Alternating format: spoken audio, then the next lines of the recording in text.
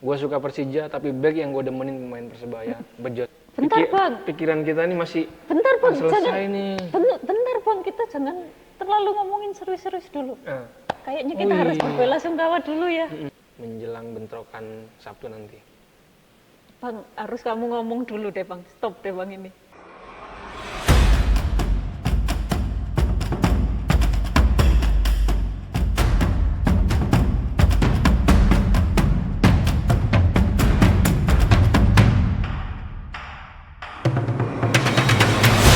Hai semuanya, sekarang nggak lama ya ketemu lagi sama kita.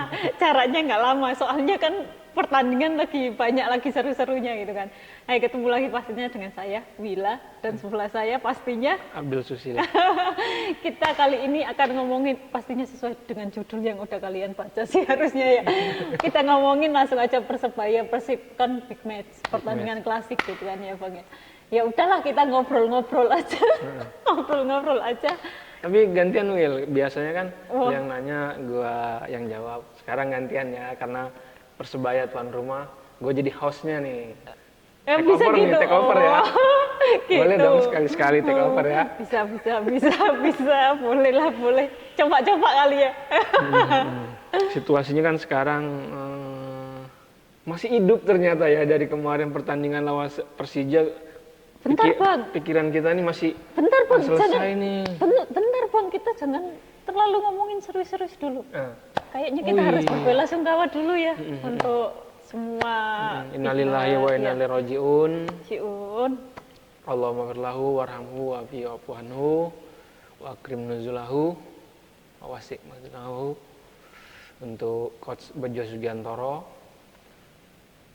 selamat berduka cita, semoga keluarga yang ditinggalkan diberi ketabahan, terutama sang putra Rahmat Irianto.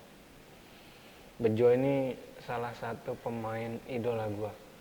Gue dari dulu waktu masih kecil ya, gue suka Juventus, tapi back Italia yang gue demenin Giuseppe Bergomi, pemain Inter Milan.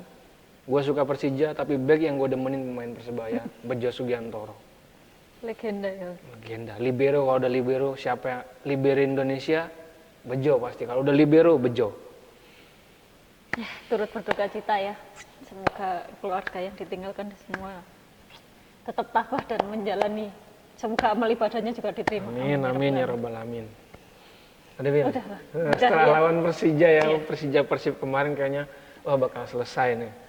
Ternyata enggak ya, masih ternyata Persib juga labil. Masuk angin. Masuk angin. Gak tahu kenapa ini tim-tim di papan atas tiba-tiba masuk angin semua gitu kan. Apa digembos sih? Tiba-tiba Tiba-tiba. selebriti kedinginan di sanksi, gimana ceritanya? Ini kan juga masih banyak yang bingung kan ya ini. Masalahnya kan banyak yang bingung gitu. Kenapa tiba-tiba disangsi gitu kan? Wah, suratnya 1 hari sebelum pertandingan lawan Madura lagi kan ya. Makanya apa Bojan Hodak marah-marah di preskon, pas aku dengerin ini kan audionya bang. Wah, ngomong gitu.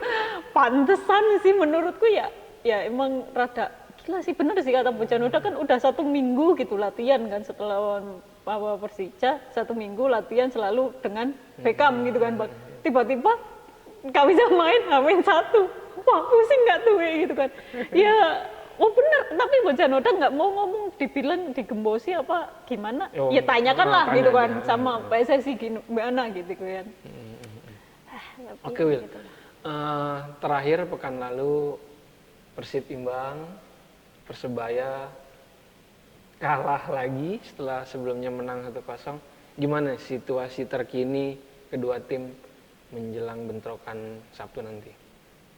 Bang, harus kamu ngomong dulu deh bang, stop deh bang ini. Saat dilanjut bang tiba-tiba mati, gitu kan aneh. Situasi terakhir Wil, Persib imbang, Persebaya kalah setelah sempat, harusnya kan dikasih 2 waktu Paul Monster. Iya. Akhirnya diperpanjang lagi. Situasi menjelang pertandingan ini gimana nih dari kedua tim? Bilang situasinya sebenarnya ya ini waktunya Paul Monster sih bang, maksudnya ya Paul Monster emang dikasih kesempatan, masih nih kayak ya manajemen Persebaya masih mencoba untuk berbaik hati gitu kan Bang. Awalnya kan 2 kali gitu kan, 2 kali pertandingan lawan PSBS sama Dewa United gitu kan. Dewa United kalah 2-0 Bang, kalah 2-0 nggak main-main lagi kayak gitu kan, maksudnya di laga tandang yang sebelumnya ya lagi perebutan posisi lagi kan Bang ya. Ya emang lagi nggak baik-baik aja, tapi ya nggak tahu kenapa manajemen juga masih ngasih kepercayaan gitu kan Bang. Di saat ya semua bonek kayaknya Bang, termasuk saya juga salah satu yang berteriak kenapa diperpanjang gitu kan Bang. Soalnya kan ya, waduh di wawancara terakhir preskon setelah lawan Dewa United kan sebenarnya sejujurnya aku nggak begitu suka dengan pernyataan sama pernyataannya Ngomong Coach apa dia? Paul Ngomong kayak apa? gitu kan. Kalau Paul Munster kan ngomong kayak lebih ke ya nyalain pemain gitu kan. Kalau sebelumnya kambing hitamnya wasit gitu kan. Kalau yang ini kok malah nyalain pemain gitu kan Bang. Jadi batang kayu nih. Masalahnya Bang, aku tuh tipe yang kayak berpikir gimana ya, semua pemain bisa bagus bisa enggak itu semua tergantung pelatih gitu kan.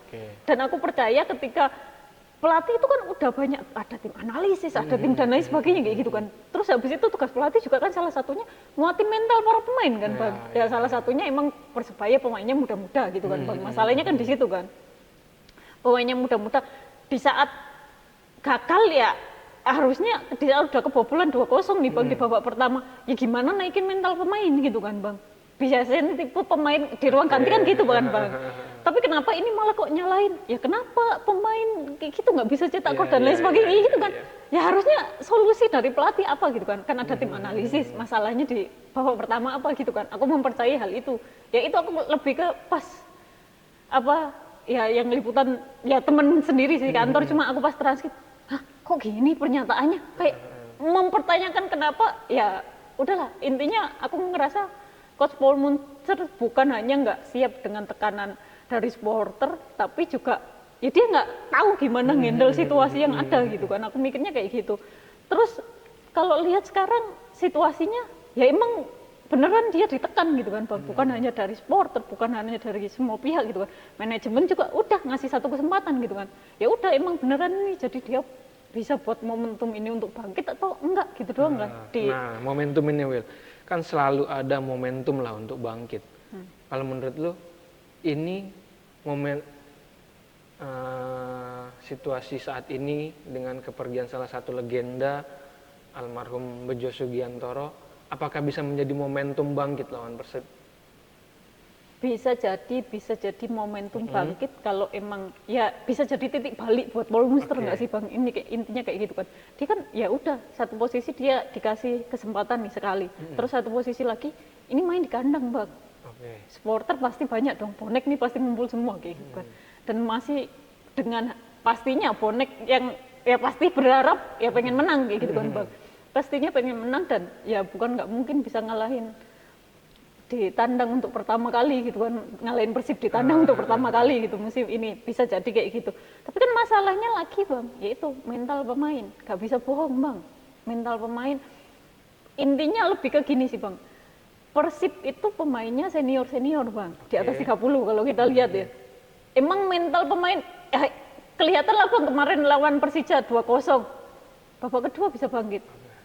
Persib contohnya lawan Dewa United 2-0, pemain nunduk Bang, babak kedua nunduk kayak wah kayak mau lari kayak apa, kayak nggak ada, kayak kurang aja gitu Bang. Beda sama Persib mungkin ketika di ruang ganti mungkin ya pemainnya diomelin, disalahin dan lain sebagainya bisa bangkit gitu kan. Kalau pemain muda kan gagal kan mikirnya udah aneh-aneh mungkin Bang, mentalnya mungkin belum siap akan hal itu kan. Aku lihatnya ya bisa jadi titik balik buat Paul Munster untuk bangkit. Para pemain juga mungkin dengan bonek yang penuh di stadion GBT. Ya kalaupun lah, anggaplah, yakinlah Persebaya bisa bangkit. Apa yang akan menjadi kunci kebangkitan laga lawan Persib nanti? Boneka atau situasi di manalah, apalah?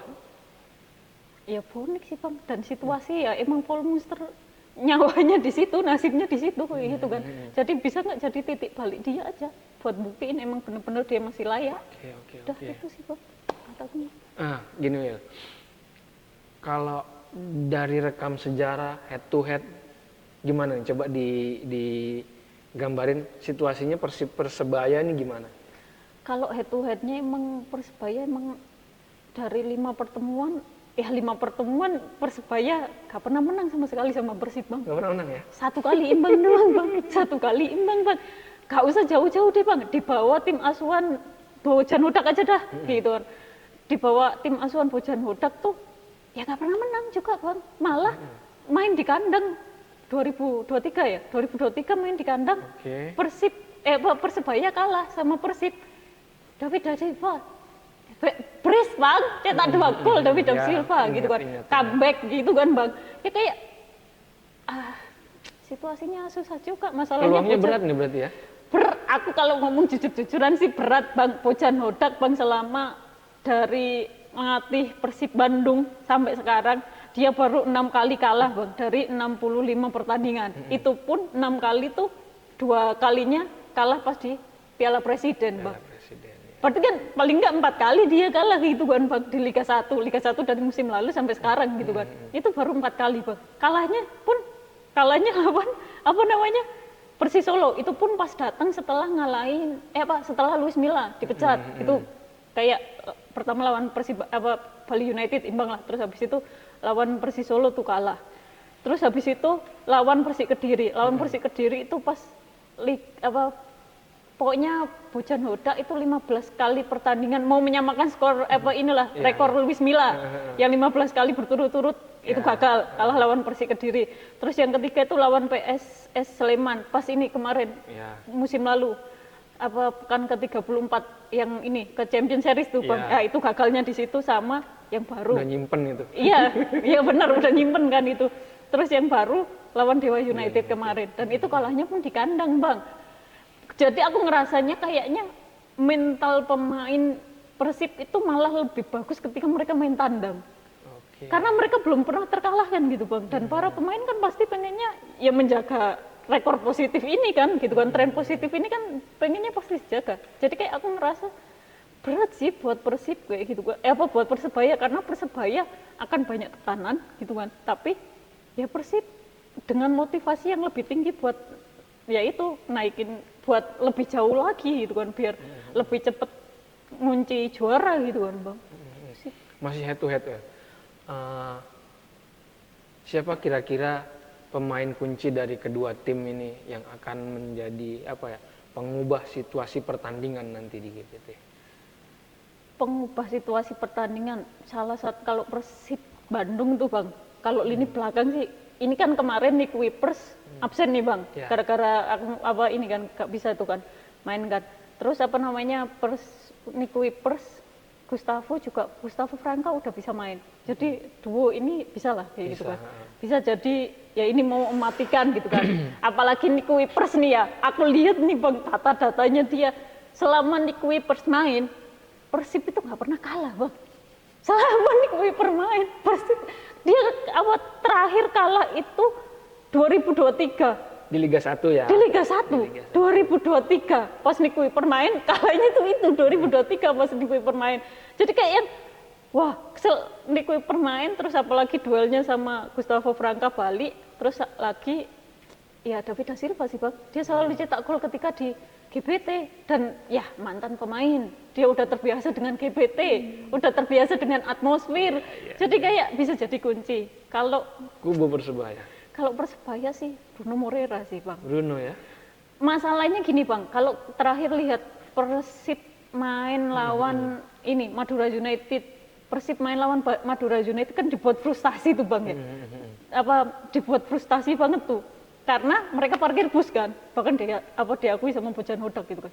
Mereka parkir bus dan itu membuat mereka pusing gitu kan. Masalahnya ketika counter attack, walaupun Madura United itu sudah pasang 3 strikernya, ya nggak bisa dibohongin 3 striker Madura United ya babuk emang nggak ngandalin lulinnya doang, lalu lulinnya diandali 1 doang di saat back Persib Bandung ya susah gitu kan, Bang. Walaupun emang kemarin Nick Wipers absen sih, tapi masalahnya kan juga ya nggak bisa bohong gitu kan, Bang. Masalahnya lini belakangnya juga lumayan rapi gitu kan.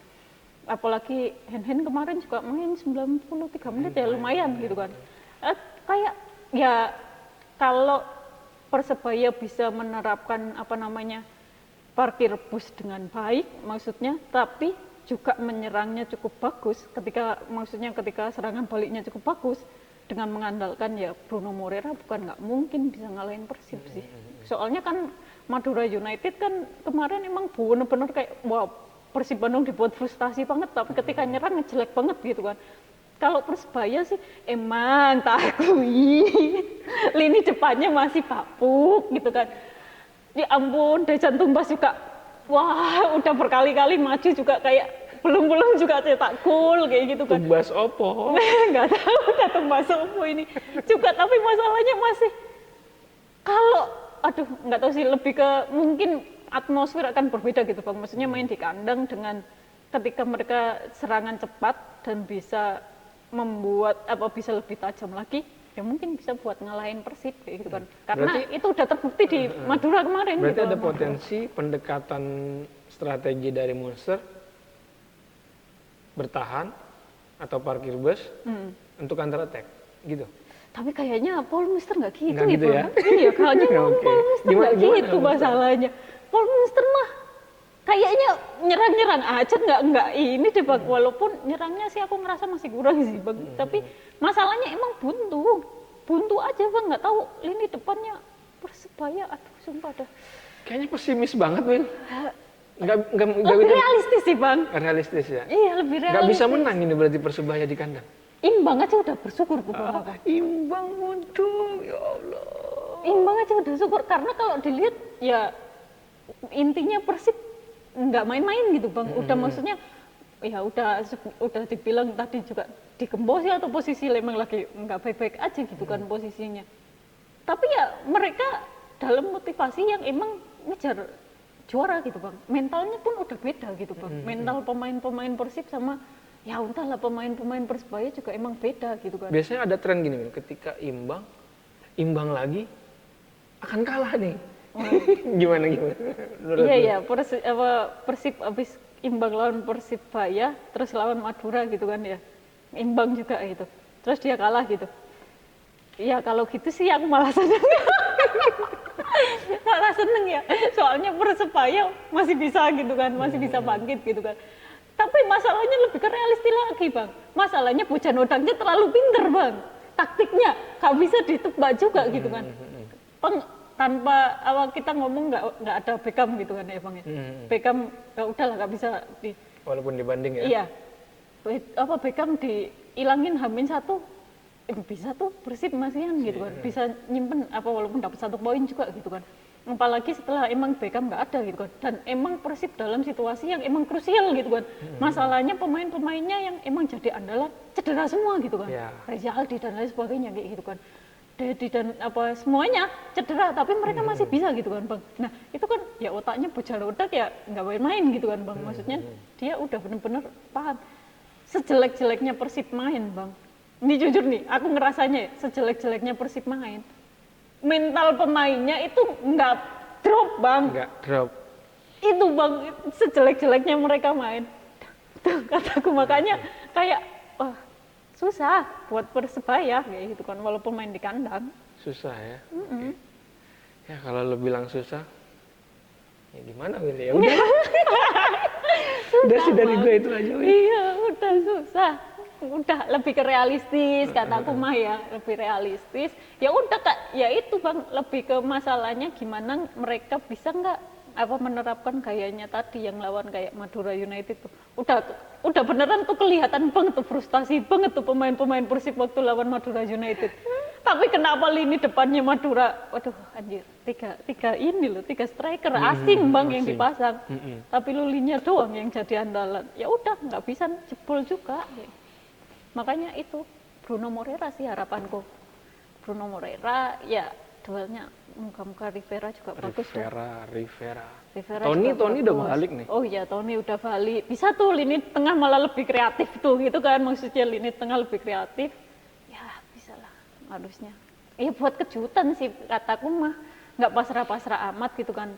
Walaupun aku sih pesimis tapi ya lebih aku sih realistis gitu kan. Tapi kalau ada harapan-harapan yang lain ya boleh lah, bagus. Kalau bisa ngejar lagi, walaupun ngejar juara udah sulit, tapi kan mereka target tahun ini kan sebenarnya juara kan, Bang, gitu kan. Tapi ketika ditarget juara malah lebih babuk lagi gitu. Iya. Udah, itu banget. Cukup dari gua, Wil. Kalau kita sekarang tanyanya ke Bang Bijing ini.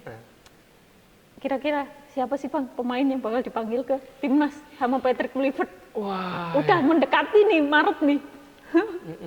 Coach Patrick juga udah pulang kampung ya, wis mantau kemana-mana pulang. Udah punya gambaran. Yang agak ini pemain-pemainnya, Rido ngedrop, Iya. Witan ngedrop. Terus pemain-pemainnya lagi ngedrop. Terus kemarin yang sama Pak Erick Thohir jumpa pers pas hari Sabtu lalu itu Pak Erick bilang akan menaturalisasi Emil Audero. Jadi targetnya bisa main lawan Australia. Jadi nanti 2 kiper asing, maaf, naturalisasi Martin Paes sama Emil kalau udah bisa, dan satunya kiper muda. Ini jadi kayak sinyal, wah, 1 doang nih kiper yang dipanggil nih. Iya, bener. Kalau muda nggak Nadeo dong. Iya. Bisa Hernando. Tapi Hernando juga kebobolannya 14 gol Bang. Persibnya juga lagi, Persebayanya juga lagi, aduh. Iya kan Bang, kebobolannya nggak main-main lagi. Pusing aku pas nonton. Terus siapa lagi Bang?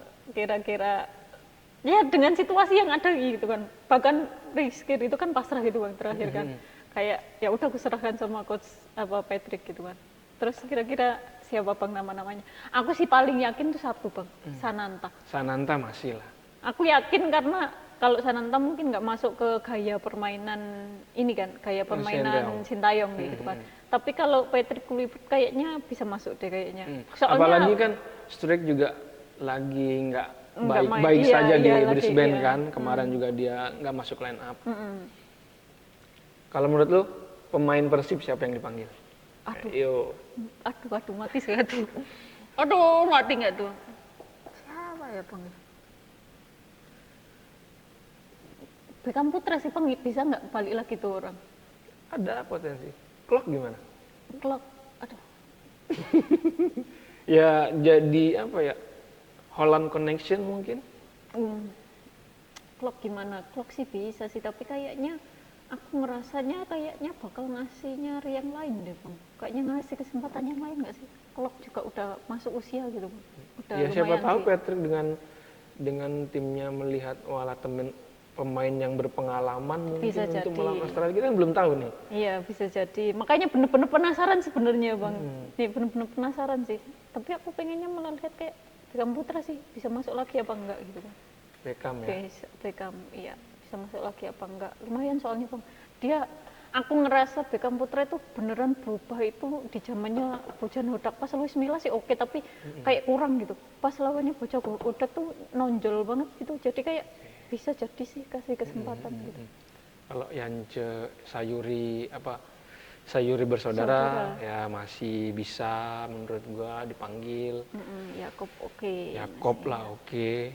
Duo Dewa United, Kambuaya. Iya. Sama Kambuaya, Eki. Melgiansa. Oh.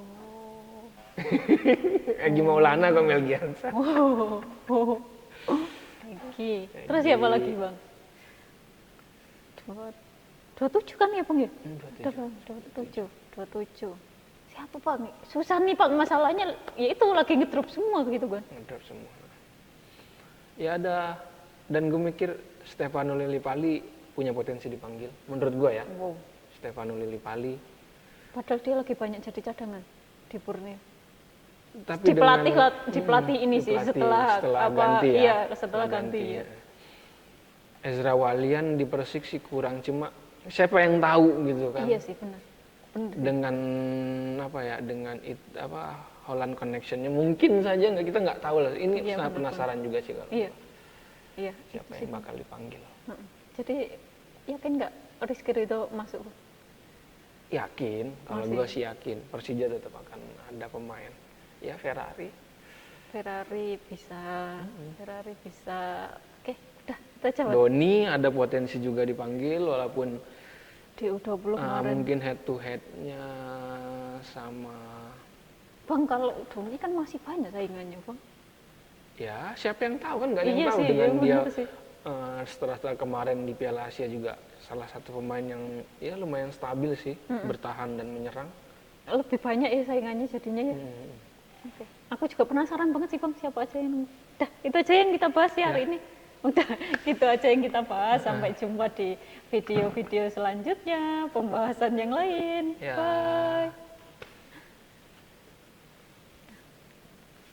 Ya, siapa ya? Aku juga penasaran banget tuh Bang.